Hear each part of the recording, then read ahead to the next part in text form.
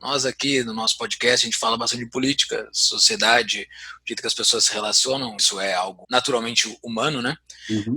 Isso é utilizado como forma de poder, né? Para quem esteja no poder possa manipular, controlar, com que as outras pessoas possam fazer. Poder nada mais é do que alguém que faz com que outra faça o que ela quer. E isso foi bastante explorado dentro da ficção, né? Eu acho que isso é uma forma muito fácil da gente conseguir elencar aqui e explicar que, ao meu ver, eu estava lendo esses últimos dias, revendo alguns textos distópicos, e me veio muito à mente 1984, né? Que se tem um poder muito grande da linguagem para se poder dominar aquela população. E o Admirável Mundo Novo também, né? Com aquele processo hipnopédico lá, aquela coisa que tu vai botando coisas dentro da cabeça da pessoa que, por exemplo, no Admirável Mundo Novo, eles fazem com que as pessoas odeiem livros, a ponto para que eles somente escutem eles. Então aquelas palavras ali foram colocadas na cabeça deles por um outro motivo, elas não fazem a mínima ideia porque elas não estão gostando de livro.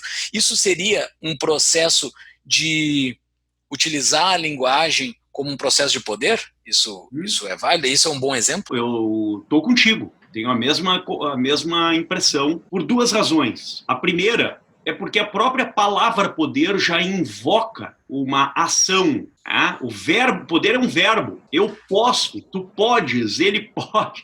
Quer dizer, como verbo que é, a transição entre a ação, a intencionalidade propriamente dita do agente e o objeto ao qual ele volta-se para dominar ou para articular depende do modo como esse objeto é expressável em uma comunidade de interlocutores, uma comunidade linguística. Então, isso supõe dizer que se o eu posso pressupõe uma linguagem correspondente, uma forma de expressar os objetos, o seu aceite, o seu compartilhamento nessa mesma comunidade dependerá do grau de legitimidade e de absorção, né, cognitiva e consciente dos indivíduos concretos relativamente a esse mesmo objeto. Do tipo, eu digo, porque a política pública é boa para a sociedade. O sujeito vai lá e contesta e diz, não, é ruim para a sociedade. E eu digo, não, eu vou provar que é bom. E eu uso uma série de argumentos em prol dessa política pública. O oponente usa uma série de argumentos em contrário, mostrando os dilemas. Depois de um debate interminável, chega-se à conclusão que a política pública é majoritariamente aceita pela sociedade.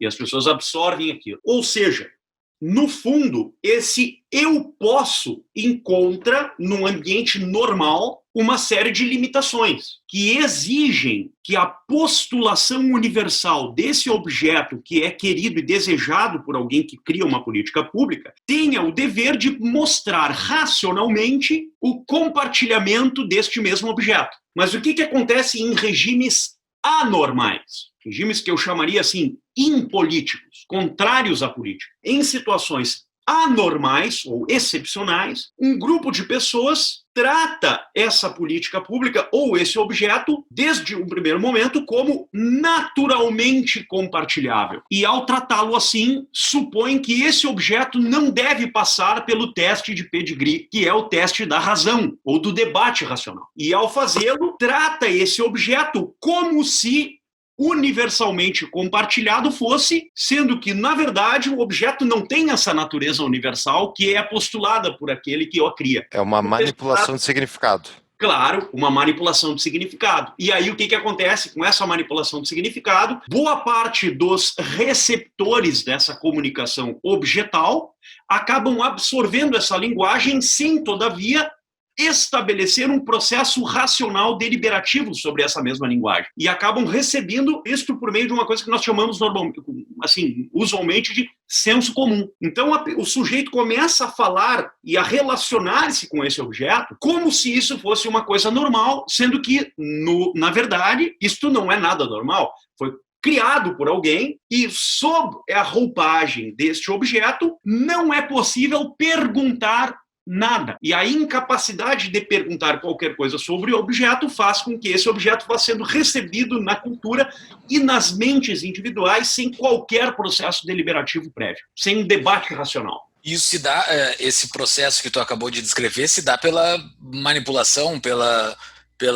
manipulação, acho que pode ser, da linguagem. A linguagem que a pessoa que está recebendo, o receptor, ele não tem linguagem suficiente para ser contra aquilo. Exato. É isso? Ou é Ele não isso. consegue se expressar, ele está dentro da cabeça dele, está dentro da vontade dele, está dentro do mundo real, inclusive em determinados momentos, só que ele não consegue dizer que ele é contra aquilo. Isso, exatamente. Ele não tem um vocabulário suficiente para expressar as razões contrárias a essa percepção e a essa absorção do objeto.